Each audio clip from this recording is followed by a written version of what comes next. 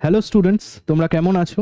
আশা করি সকলে ভালো আছো। আজকে আমি তোমাদের যে বিষয়টা নিয়ে বলবো সেটা হচ্ছে যে তোমরা জানো অলরেডি WBPSC এক্সামের নোটিফিকেশন চলে এসছে এবং তোমাদের প্রস্তুতিও কিন্তু এই মুহূর্তে তুঙ্গে রয়েছে, যেহেতু এক্সাম খুবই আসন্ন। তো আজকে আমি প্রত্যেককে তোমাদের বৈঠকি এডুকেশনাল ইনস্টিটিউটের পক্ষ থেকে স্বাগত জানাই এবং আমাদের এই যে তোমাদের যে সামনেই পরীক্ষা তার জন্য প্রত্যেককে জানাই শুভকামনা। আমরা এখানে বৈঠকি এডুকেশনাল ইনস্টিটিউটে আজকে আমি বিভিন্ন বিষয়ে WBPSCর অ্যাসিস্ট্যান্ট মাস্টার এবং যে নিয়োগ এর যে বিজ্ঞপ্তি এসেছে, যে পরীক্ষা হবে, সেইখানে এখানে বেঙ্গলি, ইংলিশ, বিভিন্ন সাবজেক্টের বেঙ্গলি, ইংলিশ, লাইফ সায়েন্স বিভিন্ন সাবজেক্টে ক্লাস শুরু হয়ে গেছে এবং হিস্ট্রি ক্লাসও কিন্তু শুরু হবে আগামী 10ই মার্চ থেকে। তো সেই বিষয়েই আমি আজকে হিস্ট্রি WBPSC সিলেবাস তোমরা অলরেডি দেখে নিয়েছো কি আছে।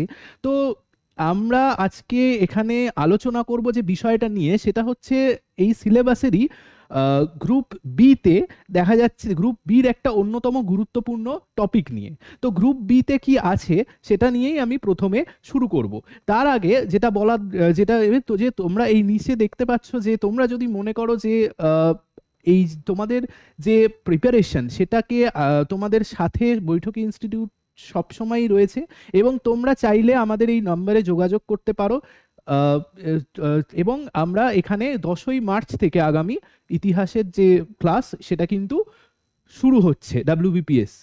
তো আমি আজকে যে গ্রুপ বির যে টপিকটা নিয়ে আলোচনা করব, প্রথমেই বলে রাখা দরকার যে গ্রুপ বিতে রয়েছে হচ্ছে কি না মিডিয়েভাল হিস্ট্রি।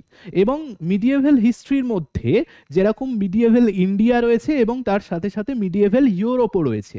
তো আমি আজকে মিডিয়েভাল বা মধ্যযুগের ইতিহাস, সেই মধ্যযুগের ইতিহাসের অন্যতম গুরুত্বপূর্ণ একটা টপিক নিয়ে আজকে আলোচনা করব। তোমরা এখানে দেখতে পাচ্ছ, এখানে অলরেডি লেখা আছে যে কি নিয়ে না দিল্লি সুলতানি আমলের প্রশাসনিক ব্যবস্থা। তো দিল্লি সুলতানি আমলের প্রশাসনিক ব্যবস্থা যে আমরা এটা প্রত্যেকে জানি যে দিল্লি সুলতানি আমল শুরু হয়েছিল কোন সময় থেকে না 1206 সাল থেকে, যখন তার ইতিপূর্বে মোহাম্মদ ঘুরির ভারত আক্রমণের পর তিনি দিল্লির সিংহাসনে যাকে নিয়োগ করেছিলেন, অর্থাৎ কিনা কুতুবউদ্দিন আইবক, তারপর সেই সময় থেকে কিন্তু ভারতবর্ষের ইতিহাসে দিল্লি সালতানাত, যেটাকে বলি আমরা সুলতানি শাসন, তার সূত্রপাত হয়। এবং কুতুবউদ্দিন আইবকের পর তা আরাম শাহ রাজত্ব করেন এবং তারপর আসেন হচ্ছে ইলতুৎমিশ। এবং এই ইলতুৎমিশের সময় থেকেই বলা যেতে পারে প্রকৃতপক্ষে দিল্লি সালতানেটের যে প্রশাসনিক ব্যবস্থা সেইটা অনেক বেশি সংগঠিত হতে শুরু করেছিল। তো আজকে চলো আমরা এটা নিয়েই আলোচনা করব এবং এইখান থেকে কিন্তু প্রচুর প্রশ্ন কিন্তু আসার সম্ভাবনা রয়েছে, কারণ দিল্লি সালতানেটের অন্যতম গুরুত্বপূর্ণ একটা জায়গাই হচ্ছে কিন্তু এই প্রশাসনিক ব্যবস্থা। তো সেটা শুরু করা যাক আজকে।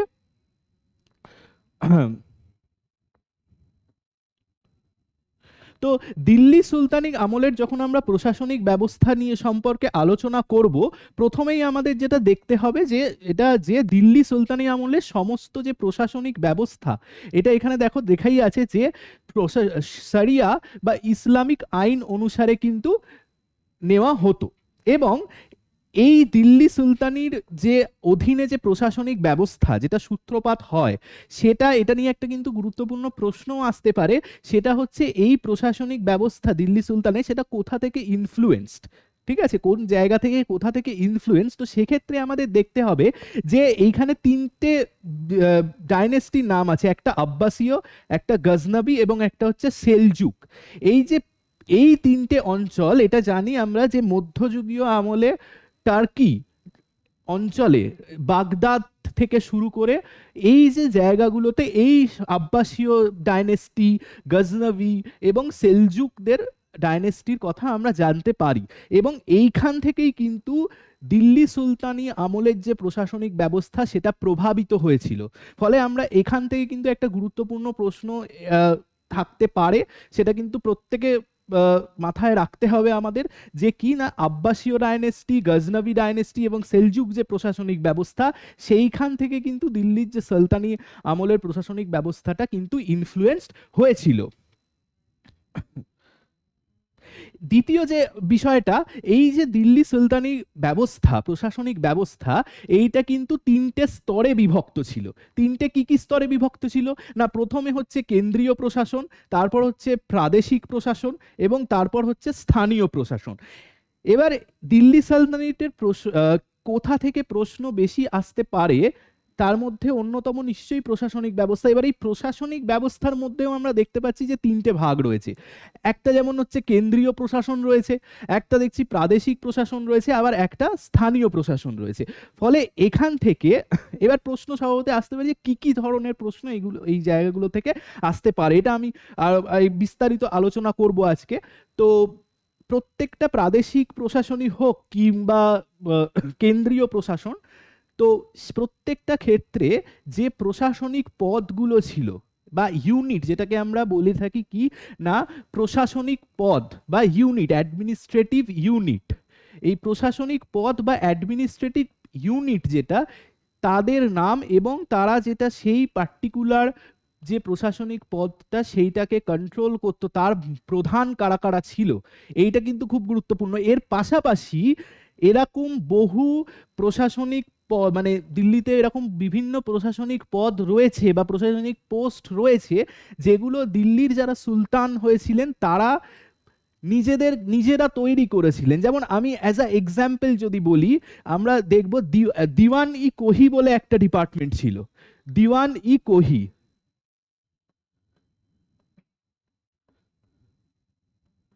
দিওয়ানি কোহি যে ডিপার্টমেন্টটা ছিল, এই দিওয়ানি কোহি কিন্তু আমরা দেখতে পাচ্ছি যে মোহাম্মদ বিন তুগলকের আমলে প্রচলিত, তিনি শুরু করেছিলেন, এই সূত্রপাত করেছিলেন। এবং এই দিওয়ানি কোহিটা কি ছিল না, এটা ছিল হচ্ছে কৃষি ডিপার্টমেন্ট বা ডিপার্টমেন্ট অফ এগ্রিকালচার। তো এরকম আমরা দেখতে পাবো প্রচুর যে বিভিন্ন সুলতানেরা বিভিন্ন ডিপার্টমেন্ট চালু করেছিলেন। ফলে এখান থেকে কিন্তু এই জায়গাগুলো থেকে কোয়েশ্চেন আসতে পারে যে কোন কোন কোন সুলতান কি কি ডিপার্টমেন্ট নতুন নতুন চালু করেছিলেন, সেইগুলো থেকে কিন্তু এটাও একটা প্রশ্ন আসার জায়গা। ফলে এইগুলোও কিন্তু আমাদের এর পাশাপাশি জেনে রাখতে হবে। এবার যদি আমি পরের প্রসঙ্গে আসি, তাহলে দেখব যে প্রথমে আমরা যদি কেন্দ্রীয় প্রশাসন নিয়ে আলোচনা করি, আমরা যদি কেন্দ্রীয় প্রশাসন ব্যবস্থা নিয়ে আলোচনা করি, কেন্দ্রীয় প্রশাসন ব্যবস্থা অর্থাৎ যেটা কিনা দিল্লি সালতানেটের যে রাজধানী অর্থাৎ দিল্লি থেকে যে ডিরেক্ট যে প্রশাসনিক ব্যবস্থাটা, সেন্ট্রাল অ্যাডমিনিস্ট্রেশন যেটা চলতো, সেইটা হচ্ছে কেন্দ্রীয় প্রশাসন, যার প্রধান ডেফিনেটলি আমরা জানি যে সুলতান ছিলেন হচ্ছে এই কেন্দ্রীয় প্রশাসনের একেবারে সর্বোচ্চ আসনে আসীন ছিলেন হচ্ছে দিল্লির সুলতান। এবার তার আন্ডারে যে যে অ্যাডমিনিস্ট্রেটিভ ইউনিটগুলো ছিল সেইগুলো নিয়ে আমাদের এখানে মোটামুটি দেখতে হবে।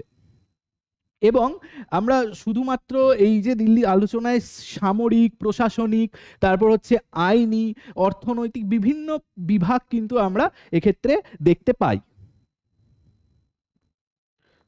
নেক্সট আমরা যেটা দেখব সেটা হচ্ছে এই দিল্লি সালতানেটে, আমি সুলতানকে নিয়ে আমরা প্রত্যেকে জানি যে দিল্লির সালতানের মানে সালতানেতের প্রশাসনিক ব্যবস্থার সর্বোচ্চ স্থানে ছিলেন দিল্লির যিনি সুলতান। এবার তারপর বাকি যে পোস্টগুলো রয়েছে সেই পোস্টগুলো নিয়ে যদি আমরা পরপর আলোচনা করি, বারবার খেয়াল রাখবে এটা কিন্তু আমি কেন্দ্রীয় শাসন ব্যবস্থা নিয়ে আলোচনা করছি, এরপর আমি প্রাদেশিক বা বাকিগুলো নিয়ে আলোচনা করব। কেন্দ্রীয় প্রশাসন ব্যবস্থার প্রথমেই যার কথা বলতে হয় তিনি হচ্ছেন দিওয়ানি ওয়াজারাত, বা এনাকে আমরা ওয়াজিরও বলা হয়ে থাকে। এই যে এই বিভাগের যে প্রধান, এই বিভাগের যিনি প্রধান ছিলেন তাকে কি বলা হয়ে থাকে, ওয়াজির। এখানে দেখো লেখা আছে ওয়াজির হচ্ছে এই বিভাগের প্রধান ছিলেন। এবার তাহলে এই দিওয়ানি ওয়াজিরটা কি?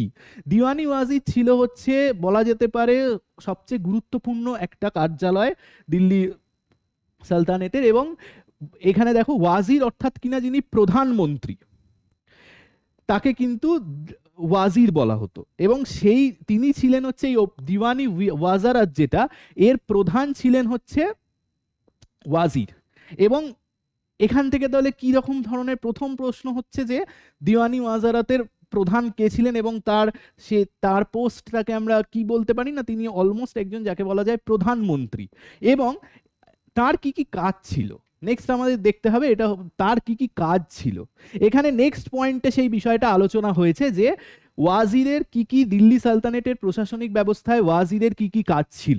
তাহলে দেখে নেওয়া যায় কি কি। প্রথমে যে আর্থিক সংগঠনের দেখাশোনা করা, সুলতানকে পরামর্শ দেওয়া, অর্থাৎ কিনা আর্থিক যে সমস্ত সংগঠন আছে সেগুলো দেখাশোনা করা, সুলতানকে বিভিন্ন বিষয়ে, সেটা রাজনৈতিক, অর্থনৈতিক, সামরিক যে কোনো বিষয়ে কিন্তু পরামর্শ যে দেওয়া, সেইটার কিন্তু ওয়াজিরের অন্যতম একটা কাজ ছিল। এবং মাঝে মাঝে সুলতানের নির্দেশে সামরিক অভিযানেও কিন্তু নেতৃত্ব তাদের দিতে হতো। ভূমি রাজস্ব, এর বাইরে আর কি কি কাজ ছিল ওয়াজিরের? ভূমি রাজস্ব সংগ্রহের উপর, এখানে দেখো লেখা আছে ভূমি রাজস্ব সংগ্রহের উপর নজর রাখা, এবং এই সমস্ত বিভিন্ন রাষ্ট্রের একটা অর্থনৈতিক দিক থেকে আয় ব্যয় কি হচ্ছে সেই তার হিসেব রাখা, অর্থাৎ এই সমস্ত কাজ কিন্তু ওয়াজিরের ছিল। এবং তাহলে এখান থেকে কিন্তু এই ধরনের কোয়েশ্চেন তোমাদের আসতে পারে যে ওয়াজিরের, দিল্লি সালতানেতে যিনি ওয়াজির পদে ছিলেন তার কি কি কাজ ছিল। ফলে সেক্ষেত্রে কিন্তু এই প্রত্যেকটাই তোমাদের জেনে রাখতে হবে, কারণ অপশানে কিন্তু এইগুলো থাকার সম্ভাবনা রয়েছে। প্রত্যেকটাই কিন্তু তার প্রত্যেকটা কাজ সম্পর্কে কিন্তু ধারণা রাখতে আমাদের হবে সঠিক উত্তর দিতে গেলে। নেক্সট যেটা আসবে সেটা হচ্ছে এই যে দিওয়ানি ওয়াজারাত, দিওয়ানি ওয়াজারাতের কার্যালয়, এটা তো একটা বড় একটা হিউজ ডিপার্টমেন্ট, সেখানে প্রধান আমরা দেখলাম যে ওয়াজির ছিল। এবার এই ওয়াজিরের আন্ডারে কে কে ছিলেন? ওয়াজিরের আন্ডারে যে সমস্ত অধীনস্থ বিভাগ কিছু ছিল, যারা ওই দিওয়ানি ওয়াজারাত বিভাগের মধ্যেই তারা পড়তেন, তাদের আন্ডারে পড়তো, সেই বিভাগগুলো কি কি ছিল না, তার মধ্যে প্রথমে দেখো রয়েছে মুস্তাফি ই মামালিক। মুস্তাফি ই মামালিক, ইনি কি, এনার কাজ কি ছিল না, ইনি হচ্ছেন অডিটর জেনারেল বা ব্যয়ের দায়িত্বে। অডিটর জেনারেল বা ব্যয়ের দায়িত্বটা কি ছিল হচ্ছে এই মুস্তাফি ই মামালিকের। এবং আরেকটা এর সাথে আরেকটা অধীনস্থ বিভাগ ছিল মুশরিফি মামালিক। মুশরিফি মামালিক কারা ছিল? মুশরিফি মামালিক হচ্ছে অ্যাকাউন্টেন্ট জেনারেল বা আয়ের দায়িত্বে যিনি ছিলেন। অর্থাৎ আমরা দুটো এখানে দেখলাম, এইটা হচ্ছে ব্যয় এবং এইটা হচ্ছে আয়। অর্থাৎ মুস্তাফি মামালিক যিনি ছিলেন তিনি হচ্ছেন অডিটর জেনারেল, অর্থাৎ যার ব্যয়ের, অর্থনৈতিক দিক থেকে ব্যয়ের দায়িত্ব যার ছিল, এবং মুশরিফি মামালিক ছিলেন হচ্ছে অ্যাকাউন্টেন্ট জেনারেল, আয়ের দায়িত্ব যার উপর ছিল। তাহলে এই দুটো হচ্ছে দিওয়ানি ওয়াজারাতের যে অধীনস্থ বিভাগ তার মধ্যে সবচেয়ে গুরুত্বপূর্ণ। নেক্সট আরেকটা বিভাগ আছে, সেটা হচ্ছে দিওয়ানি ওয়াকুফ। এই দিওয়ানি ওয়াকুফ থেকে কিন্তু কোয়েশ্চেন বিভিন্নভাবে আসতে পারে। প্রথম হচ্ছে এই ডিপার্টমেন্টটার মানে কাজ কি ছিল, এবং তার সাথে সাথে যেটা গুরুত্বপূর্ণ সেটা হচ্ছে এই দিওয়ানি ওয়াকুফ ডিপার্টমেন্টটা কে চালু করেছিলেন? জালালউদ্দিন খলজি।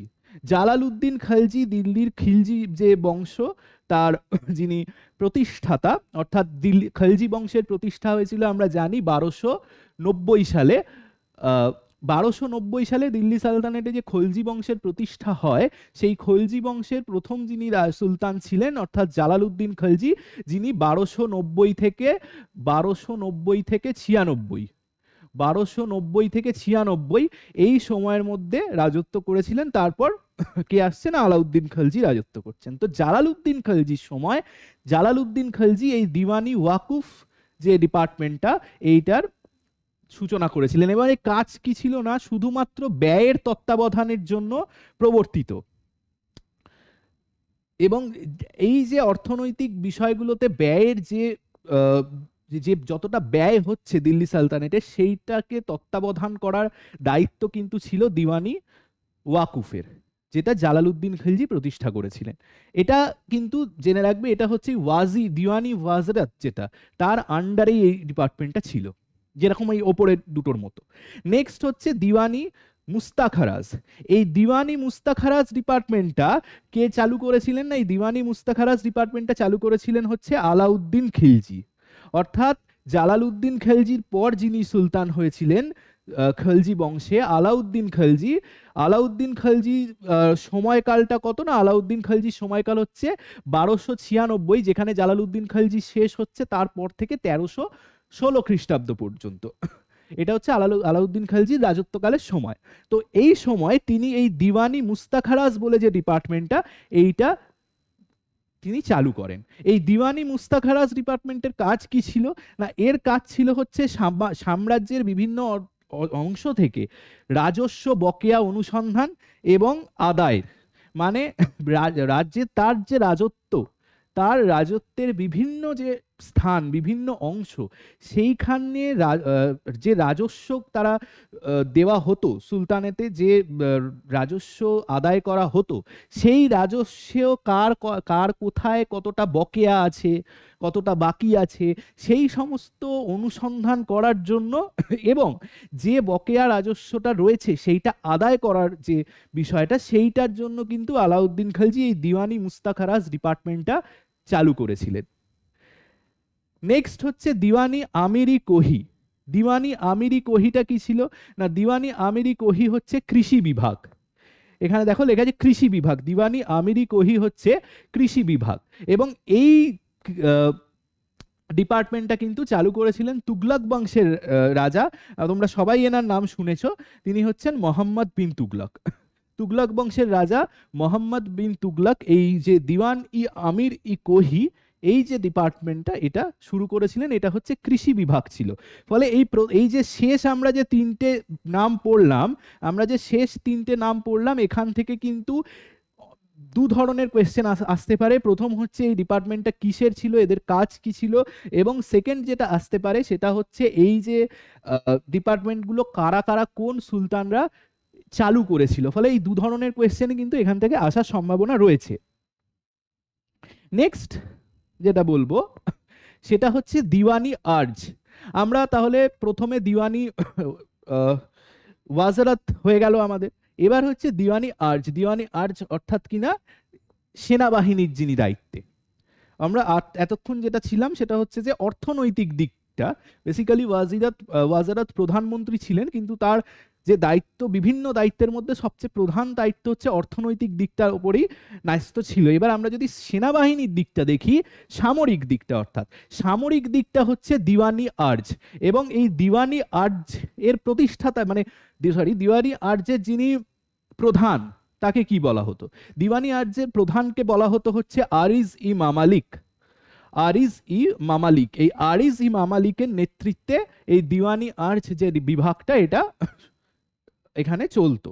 এবং এই আরজি মামালিক অর্থাৎ কিনা এই কোয়েশ্চেনটাও কিন্তু আসতে পারে যে এদের প্রত্যেকটা ডিপার্টমেন্টের প্রধান কারা কারা ছিলেন। ফলে এখানে কিন্তু এই নামটা দেখে রাখতে হবে যে আমরা যেরকম আগেরটা দেখলাম দিওয়ানি ওয়াজারাতের প্রধান ছিলেন ওয়াজির, আবার দিওয়ানি আর্চের প্রধান হচ্ছেন আরজ ই মামালিক।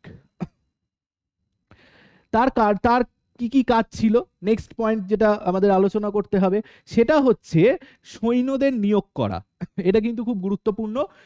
দিল্লি সালতানেটের আমলে সৈন্যদের যে নিয়োগ করা, এইটা কিন্তু এনার দায়িত্বে, এই আরজি মামালিকের দায়িত্বে ছিল। এর পাশাপাশি ছিল হচ্ছে সেনাবাহিনীর শৃঙ্খলা এবং ফিটনেস, অর্থাৎ তারা কতটা শৃঙ্খলা, ডিসিপ্লিন বজায় রাখতে পারছে, সেইগুলো সম্পর্কে কিন্তু ধারণা, মানে রাখা, খোঁজ খবর রাখা, দেখাশোনা করা হচ্ছে এই দিওয়ানি আর্জ, যে এখানে আর্জ ই মামালিকের দায়িত্বের মধ্যে পড়তো। এর মধ্যে এই আরেকটা পদ আমরা দেখতে পাচ্ছি নায়েবুল মুলক, যেটা এই দিওয়ানি আর্জে, যে আর্জ ই মামালিক, তারই অন্তর্গত একটা সাব ডিপার্টমেন্ট যাকে বলি। যেরকম আমরা আগেরটার ক্ষেত্রে বিভিন্ন দেখলাম অধীনস্থ বিভাগ, সেরকমই এটাও কিন্তু তাই। নায়েবুল মুলক, এই নায়েবুল মুলকটা ছিল হচ্ছে নায়েব তিনি ছিলেন হচ্ছে আর্জের ডেপুটি, এবং মানে বলা যেতে পারে সহায়ক। বিভিন্ন প্রশাসনিক যে কাজকর্ম বা সামরিক কাজকর্মে তার যে সহায়তা প্রদান করতেন নায়েবুল মুলক অর্থাৎ নায়েব। নেক্সট হচ্ছে দিওয়ানি ইনসা এবং দিওয়ানি রিয়াসাত, এই দুটো ডিপার্টমেন্ট দিয়ে এবার আলোচনা করব। দিওয়ানি ইনসা কারা ছিল এবং দিওয়ানি রিয়াসাত বলতে কাদের বোঝানো হতো। দিওয়ানি ইনসা ছিল হচ্ছে রাজকীয় বিভিন্ন চিঠিপত্র, রাজকীয় বিভিন্ন চিঠিপত্রের বিভাগ, যে রাজার কাছে যে সমস্ত চিঠিপত্র দলিল দস্তাবেজ আসতো সেইগুলো রক্ষণাবেক্ষণ, সেইগুলো দেখাশোনা করা, সেইগুলো সম্পর্কে রাজাকে জানানো ইত্যাদির দায়িত্ব কিন্তু ছিল হচ্ছে দিওয়ানি ইনসার। এবং দিওয়ানি ইনসার প্রধান কে ছিলেন, মানে নেতৃত্ব কার হাতে ছিল? দাবির ই খাস।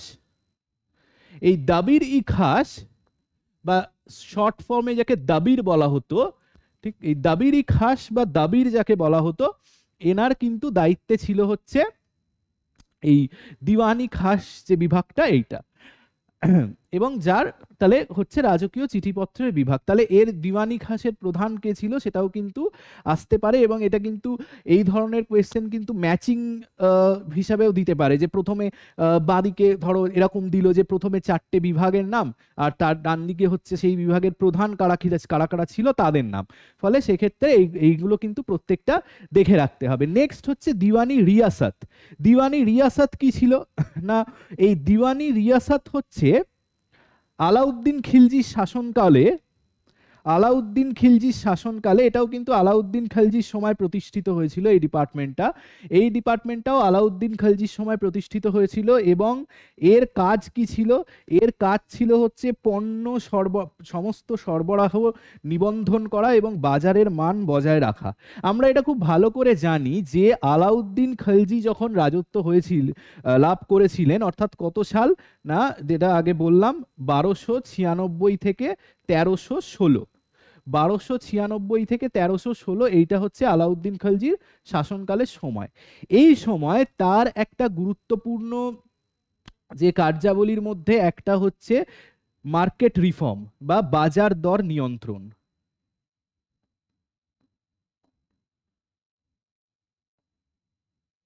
মার্কেট রিফর্ম বা বাজার দর নিয়ন্ত্রণ, এই যে বিষয়টা, এটা কিন্তু তিনি চালু করেছিলেন আলাউদ্দিন খিলজি। এবার এই বাজার দর নিয়ন্ত্রণ করার ক্ষেত্রে তার যে সবচেয়ে গুরুত্বপূর্ণ যে অনেকগুলো তিনি বিভাগ কিন্তু সেক্ষেত্রে চালু করেছিলেন। এই দিওয়ানি রিয়াসাত হচ্ছে তার মধ্যে একটা। এখানে কি বলা হচ্ছে না, পণ্যের সমস্ত সরবরাহ, মানে যে সমস্ত পণ্য আমদানি করা হচ্ছে বা রপ্তানি করা হচ্ছে সেইগুলো সঠিকভাবে নিবন্ধীকরণ করা, অর্থাৎ সেইগুলো সমস্ত যাতে হিসেব রাখা যে দায়িত্ব, সেইটার প্রধান কিন্তু ছিল, মানে সেইটার দায়িত্ব ছিল হচ্ছে এই দিওয়ানি রিয়াসাতের। এবং বাজারের যে মান সেইটা সঠিকভাবে বজায় রাখা, অর্থাৎ কিনা বিশেষ করে যেটা হচ্ছে ওজন এবং পরিমাপ, প্রত্যেকটা জিনিসের ওজন এবং পরিমাপ যাতে ঠিক থাকে এবং সেই অনুযায়ী যাতে জিনিসের দাম নির্ধারিত হয়, সেই বিষয়টার জন্য কিন্তু এই ডিপার্টমেন্টটা চালু করা হয়েছিল। নেক্সট যেটা আসবে এরপর সেটা হচ্ছে দিওয়ানি রিসালাত। দিওয়ানি রিসালাত কি ছিল না, দিওয়ানি রিসালাত ছিল হচ্ছে ধর্মীয় এবং বৈদেশিক বিষয়ক বিভাগ। ধর্মীয় বিষয় এবং বৈদেশিক বিষয়, এই দুটো বিষয়ে কিন্তু আমরা যে সুলতানি আমলে যে সমস্ত টেক্সটগুলো পাচ্ছি সেখান থেকে আমরা দেখতে পাচ্ছি যে এই দু ধরনের কাজই কিন্তু এদের ছিল। প্রথমত ধর্মীয় বিষয়ের দেখাশোনা, মানে ধর্মীয় বিষয় তত্ত্বাবধানের কাজ দিওয়ানি রিয়াসাতের ছিল, এবং এর সাথে সাথে বৈদেশিক বিভিন্ন বিষয়, যারা অন্যান্য রাষ্ট্র থেকে যারা যে সমস্ত দূতেরা আসতো তাদের তত্ত্বাবধান, তাদের এই সমস্ত কাজও কিন্তু এই দিওয়ানি রিসালাতের ছিল। নেক্সট হচ্ছে এটি সদর উস সদরের নেতৃত্বে ছিল। তাহলে আবার আমরা যেরকম আমরা ইনসাতে দেখলাম দাবিরি খাস বলে একজন যিনি হচ্ছেন এই বিভাগটার প্রধান ছিল দিওয়ানি ইনসা, সেরকম আমরা দেখতে পাচ্ছি যে সদর উস সদর বলে একটা টার্ম, এক্ষেত্রে সেই সদর উস সদর কে ছিলেন না, এই সদর উস সদর ছিলেন হচ্ছে এই দিওয়ানি রিসালাতের যিনি প্রধান, তাকে সদর উস সদর বলা হতো। এবং এই সুলতান ফিরোজ শাহ তুগলকের সময়ে জনগণের, সাধারণ মানুষের যে অভিযোগ সেইগুলো কিন্তু এই দিওয়ানি রিসালাতে নিবন্ধিত হতো। সুলতান ফিরোজ শাহ তুগলকের সময় যে সমস্ত, এটা কিন্তু পার্টিকুলারলি সুলতান ফিরোজ শাহ তুগলকের সময়ের কথাই বলা হচ্ছে, যে সময় জনগণের যে সমস্ত অভিযোগ যেগুলো ছিল সেইগুলো হচ্ছে এই যে দিওয়ানি রিসালাত বিভাগ, সেইখানে কিন্তু তারা সেগুলো নিবন্ধিত করতেন, সেগুলো বলতেন। নেক্সট হচ্ছে দিওয়ানি মাজালিম। দিওয়ানি মাজালিম ডিপার্টমেন্টটাও কিন্তু প্রশাসনিক যে বিভাগ তার একটা অন্যতম গুরুত্বপূর্ণ, এবং এর যে নেতৃত্বে ছিল হচ্ছে আমির ই দাদ। আমির ই দাদ হচ্ছে এই দিওয়ানি যে মাজালিম যে বিভাগ তার প্রধান ছিলেন। নেক্সট হচ্ছে দিওয়ানি বন্দেগান। এইটা কিন্তু খুব গুরুত্বপূর্ণ, এটা বিভিন্ন কম্পিটিটিভ এক্সামে কিন্তু এখান থেকে কোয়েশ্চেন আসে, এবং প্রথমেই বলে রাখা ভালো যে এটা হচ্ছে দাস বিভাগ, এবং এটা ফিরোজ শাহ তুগলক দ্বারা তৈরি। এটা হচ্ছে দাস বিভাগ। যে আচ্ছা, ফিরোজ শাহ তুগলকের প্রথমে বলে রাখি, ফিরোজ শাহ তুগলকের সময়কাল কত না 1351 থেকে 1388, এই সময়টা পর্যন্ত হচ্ছে ফিরোজ শাহ তুগলকের শাসনকাল। এই সময়ের মধ্যে ফিরোজ শাহ তুগলক যে এবং এটা বলে রাখা ভালো যে ফিরোজ শাহ তুগলক কিন্তু দিল্লি সালতানেটের যে প্রশাসনিক ব্যবস্থা সেখানে অনেক রিফর্ম এনেছিলেন, এবং সেখানে অনেক বিভাগ কিন্তু তার সময় তৈরি হয়, এগুলো আমরা আর পরেও আলোচনা করব। এখনো বলছি যে তার মধ্যে অন্যতম একটা এইটা দিওয়ানি বান্দেগান, এবং এটা ছিল হচ্ছে মূলত দাস বিভাগ, এবং আর্জ ই বান্দেগান যিনি ছিলেন হচ্ছে এর প্রধান। নেক্সট যেটা হচ্ছে দুটো এই দুটো বিভাগও কিন্তু ফিরোজ শাহ তুগলকের সময়তেই তৈরি হয়। একটা হচ্ছে দিওয়ানি ইস্তিয়াক এবং আরেকটা হচ্ছে দিওয়ানি খায়রাত। ইস্তিয়াক ছিল হচ্ছে পেনশন বিভাগ, যেটা ফিরোজ শাহ তুগলক দ্বারা তৈরি হয়। কি দিওয়ানি ইস্তিয়াক ছিল হচ্ছে পেনশন বিভাগ, যেটা ফিরোজ শাহ তুগলক দ্বারা তৈরি হয়, এবং দিওয়ানি খায়রাত এইটা ছিল যারা অনাথ এবং উইডো তাদের যে দেখাশোনা করা, ঠিক আছে, অনাথ যারা ছিল এবং উইডো যারা, তাদের দেখাশোনার জন্য ফিরোজ শাহ তুগলক এই ডিপার্টমেন্টটা চালু করেছিলেন, দিওয়ানি খায়রাত যে বিভাগটা সেইটা। নেক্সট যেটা আমরা আসবো সেটা হচ্ছে বারিদ ই মামালিক। এটাও খুব গুরুত্বপূর্ণ একটা বিভাগ দিল্লি সালতানেটের যে কেন্দ্রীয় প্রশাসন ব্যবস্থা তার। এই বারিদ ই মামালিক ছিল হচ্ছে যেটা হচ্ছে গুপ্তচর এবং গোয়েন্দা বিভাগের প্রধান। যারা গুপ্তচর বিভাগ এবং গোয়েন্দা বিভাগের প্রধান ছিল হচ্ছে এই বারিদ ই মামালিক এই পোস্টটা। এবং এমন এই দিল্লি সালতানেটে এমন একজনকে এই পোস্টে নিয়োগ করা হতো, এটা one of the most important department of Delhi sultanate. কেন, এইখানে যাদেরকে নিয়োগ করা হতো তিনি কিন্তু এমন ব্যক্তি হবেন যিনি সুলতানের পূর্ণ আস্থা অর্জন করতে পেরেছেন, এমন ব্যক্তিকেই কিন্তু প্রধান বারিদ হিসেবে নিয়োগ করা হতো, অর্থাৎ গুপ্তচর বিভাগ বা গোয়েন্দা বিভাগের প্রধান হিসেবে নিয়োগ করা হতো। এই বারিদ ছাড়াও আমরা এই মুনিহিয়ান বলেও আরেকটা বিভাগ, মানে একটা পোস্ট আমরা বিভিন্ন টেক্সটে পাওয়া গেছে সুলতানি আমলের, যারা হচ্ছে সংবাদ প্রতিবেদক, যারা কিনা এই মুনিহিয়ান যে পোস্টটা, যারা ছিল কারা না সংবাদ প্রতিবেদক। এরা কিন্তু দেশ মানে তার রাজ্যের সুলতানের তার যে রাজ্য তার সমস্ত জায়গার যা যা ঘটছে সেই সমস্ত তথ্য এরা এই বারিদ বা মুনিহিয়ান এরা প্রত্যেকে কিন্তু তার সুলতানের কাছে সরবরাহ করত সেই খবরগুলো। নেক্সট হচ্ছে ওয়াকিল ইদার। ওয়াকিল ইদার হচ্ছে মূলত রাজকীয় পরিবার বা গৃহস্থালী, অর্থাৎ আমরা যেটাকে বলি হাউসহোল্ড,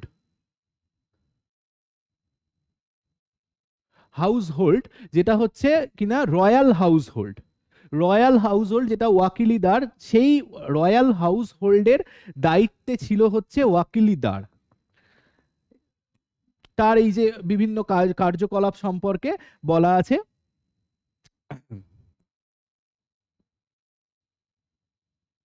নেক্সট হচ্ছে আরো এখানে দুটো দেখো, এখানে ডিপার্টমেন্টদের দেওয়া আছে প্রত্যেকটা। এখানে কিন্তু এই পার্টিকুলার ক্লাসে কিন্তু প্রত্যেকটা দিল্লি সালতানেটের অ্যাডমিনিস্ট্রেশনের পুরোটাই কিন্তু প্রায় কভার করা হচ্ছে, যেখানে প্রত্যেকটা বিভাগ সেপারেটলি আলোচনা করা হচ্ছে, যেখানে আমরা যেমন দেওয়ানি ওয়াজির বা যেটা হচ্ছে আর্জ, দিওয়ানি আর্জ, এগুলো কিন্তু খুব কমন।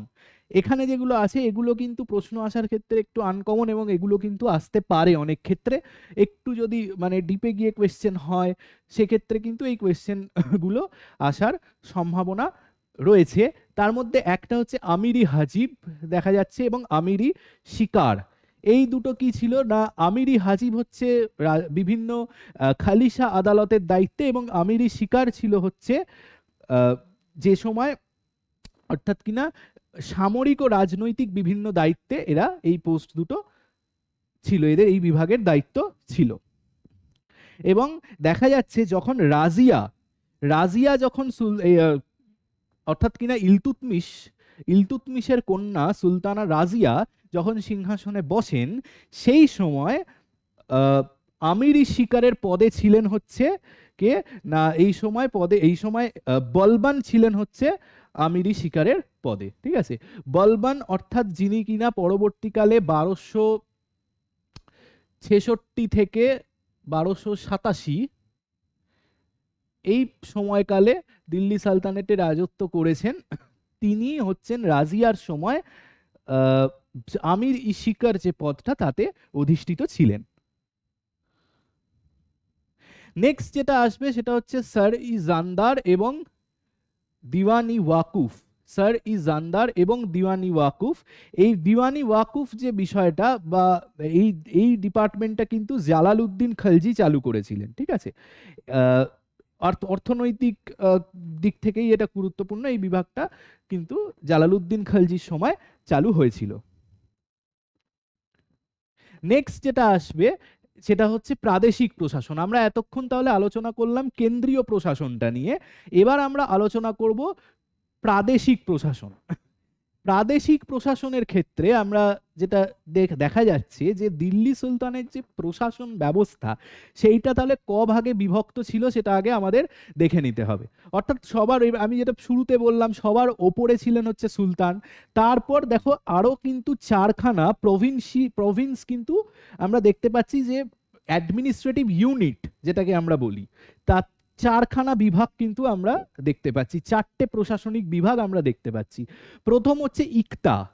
ইকতা হচ্ছে এখানে প্রত্যেকটা বিভাগের নাম এবং তাদের কারা কারা সেই বিভাগের দায়িত্বে ছিলেন, প্রধানের দায়িত্বে ছিলেন, সেইগুলো কিন্তু এখানে দেওয়া আছে। যেমন এখানে প্রথমে ইকতার দায়িত্বে দেখো এখানে দেওয়া আছে মুক্তি বা ওয়ালি যারা ছিল, এটা নিয়ে আমি বিস্তারিত আলোচনা করব। তারপর হচ্ছে শিখ, যেটা হচ্ছে, আচ্ছা প্রথমত বলে রাখা যায় ইকতা যারা ছিল তারা হচ্ছে প্রভিন্স, যেটাকে আমরা বর্তমানে মানে জেলা এই হিসেবে জেলার থেকে আরেকটু ওপরের যে স্তর সেইটার যে প্রভিন্স তার দায়িত্বে ছিল হচ্ছে ইকতা। শিখ বলতে অলমোস্ট ডিস্ট্রিক্টের যেটাকে জেলা যেটাকে বোঝায় তার প্রধান ছিল হচ্ছে শিকদার। পরগনা ছিল হচ্ছে এই যে ডিস্ট্রিক্টগুলো তার মধ্যেও আবার যে বিভাগ যেটা অর্থাৎ সাব ডিস্ট্রিক্ট যেটাকে বলা হয়, সেই সাব ডিস্ট্রিক্ট ছিল হচ্ছে পরগনা, যেখানে আমরা খাজানদার অমিল এগুলো পরবর্তীকালে আলোচনা হবে।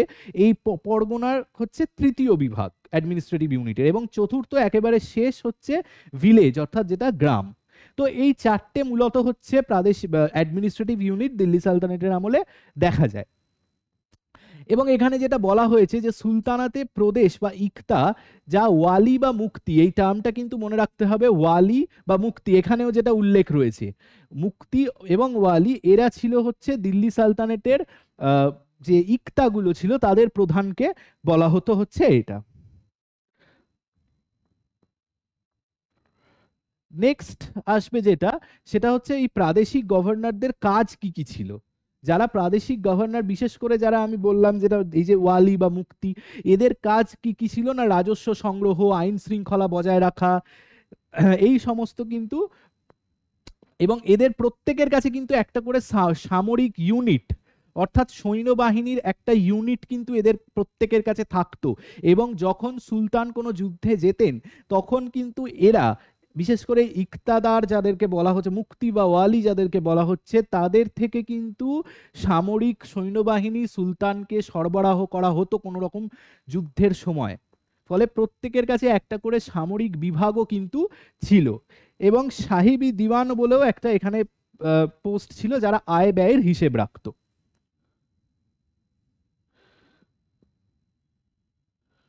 নেক্সট যেটা বলবো সেটা হচ্ছে স্থানীয় প্রশাসন। দিল্লি সালতানেটের আন্ডারে স্থানীয় প্রশাসনে হচ্ছে যেটা আমি একটু আগে বলছিলাম যে পরগনা।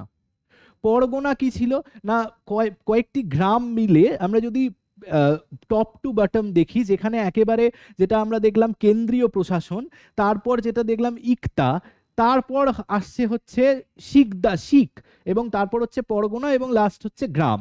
তো পরগনাতে কয়েকটি গ্রাম মিলে, বেশ কয়েকটি গ্রাম নিয়ে কিন্তু এই পরগনা গঠিত হতো।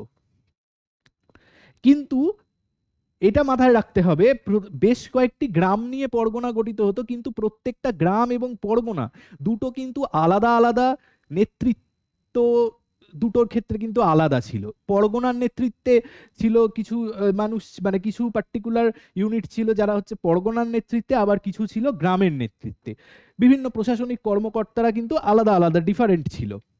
এবং আমরা যদি গ্রামের দেখি, তাদের গ্রামের ক্ষেত্রে কিন্তু প্রধান ছিল হচ্ছে মুকদ্দম বা খুত এবং পাটোয়ারি, এই দুটো টার্ম আমরা পাই। একটা হচ্ছে খুত বা মুকদ্দম, এরা হচ্ছে গ্রামের প্রধান, ঠিক আছে।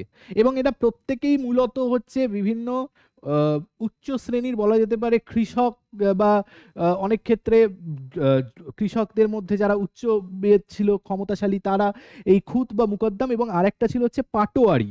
এইটা কি গুরুত্বপূর্ণ, এই পাটোয়ারি থেকে কিন্তু কোয়েশ্চেন আসার সম্ভাবনা রয়েছে, প্রত্যেকে এটা ভালো করে করতে হবে। পাটোয়ারি, এই পাটোয়ারি টার্মটা কাদের বলা হতো না, পাটোয়ারি বলা হতো হচ্ছে গ্রামের হিসাব রক্ষককে। এইগুলো প্রত্যেকটা পড়ার সময় আমাদের দেখতে হবে যে কোনটা কোন ইউনিটের অন্তর্গত। যেমন এই যে ধরো পাটোয়ারি, পাটোয়ারি হচ্ছে গ্রামের হিসাব রক্ষক।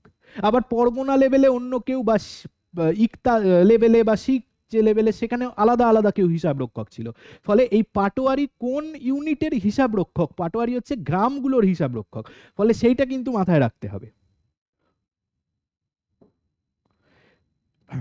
নেক্সট হচ্ছে গুরুত্বপূর্ণ পরগনা। আমরা এখন গ্রামের যেটা বললাম, গ্রামের যারা প্রধান ছিল বা গ্রামের যারা হিসাব রক্ষক, তাদের কথা হলো। এবার হচ্ছে পরগনা। পরগনাতে কে কে থাকছে না, পরগনাতে হচ্ছে প্রথমেই থাকছে যিনি হচ্ছেন চৌধুরী। চৌধুরী হচ্ছে এই গ্রামগুলোর যিনি সম্ভ্রান্ত ব্যক্তি, তাকে বলা হচ্ছে। এবং এই দুটো, প্রথমে হচ্ছে এটা থেকে কিন্তু কোয়েশ্চেন আসতে পারে, খুব ইম্পর্টেন্ট, সেটা হচ্ছে আমিল। আমিল আমিল বা এদেরকে মুতাশারিফও বলা হতো। এরা হচ্ছে রাজস্ব সংগ্রহকারী।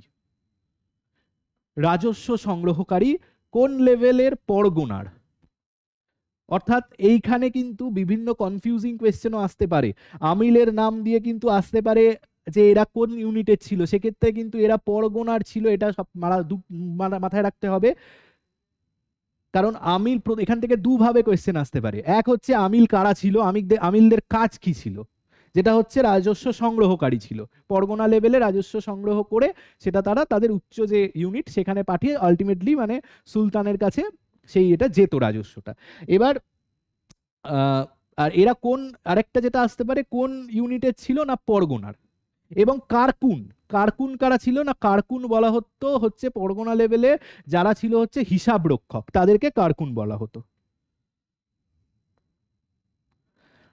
নেক্সট হচ্ছে সেনাবাহিনী। দিল্লি সালতানেটের সময় যে সেনাবাহিনীর সংগঠনগুলো ছিল সেইগুলোও কিন্তু এখানে আলোচনা করা হয়েছে, যেখানে জিয়াউদ্দিন বারানি তার যে তারিকি ফিরোজ শাহী যে টেক্সটটা, তারিকি ফিরোজ শাহীতে কিন্তু এইটা নিয়ে আলোচনা করেছেন। এই টেক্সটটার নাম সবাই আশা করি যারা জানো, এবং যারা জানো না তারা এটা মাথায় রাখবে যে তারিকি ফিরোজ শাহী, যেটা জিয়াউদ্দিন বারানির লেখা, সেই টেক্সটটাতে কিন্তু এই সেনাবাহিনীর যে সংগঠন বা সেনাবাহিনীর সংগঠন নিয়ে কিন্তু আলোচনা করা হয়েছে এখানে বিস্তারিতভাবে। এবং আচ্ছা, নেক্সট হচ্ছে দিল্লি সামরিক সংস্কার। সেনাবাহিনী সংগঠনের সাথে সাথে নেক্সট যে পার্টটা আমরা চলে আসবো সেটা হচ্ছে দিল্লি সালতানেটের আমলে যে সামরিক সংস্কারগুলো যেগুলো ছিল সেইগুলো নিয়ে আলোচনা। অর্থাৎ কিনা সামরিক বাহিনীতে কে কোন কোন সুলতান কি কি রিফর্ম বা সংস্কার এনেছিলেন সেইগুলো। প্রথমে হচ্ছে ইলতুৎমিশের সময়, বলবানের সময় প্রত্যেকে আলাদা আলাদা কিন্তু এখানে সংস্কার আনেন, যেমন সেইগুলো আমাদের কিন্তু এখানে দেখে নিতে হবে কে কোন সুলতান কি কি সমস্যা মানে সংস্কার এনেছিলেন সামরিক দিক থেকে। যেমন আরজি বলবানের সময় যেমন আরজি মামালিকের ক্ষমতা তিনি বৃদ্ধি করেছিলেন ইত্যাদি ইত্যাদি, এই প্রত্যেককে সুলতানের ক্ষেত্রেই কিন্তু এটা দেখতে হবে। সিমিলারলি আমরা যদি দেখি আলাউদ্দিন খলজির সময়, আলাউদ্দিন খলজির সময় কিন্তু কি কি হয়েছিল না, নগদ বেতন প্রদানের প্রবর্তনকারী।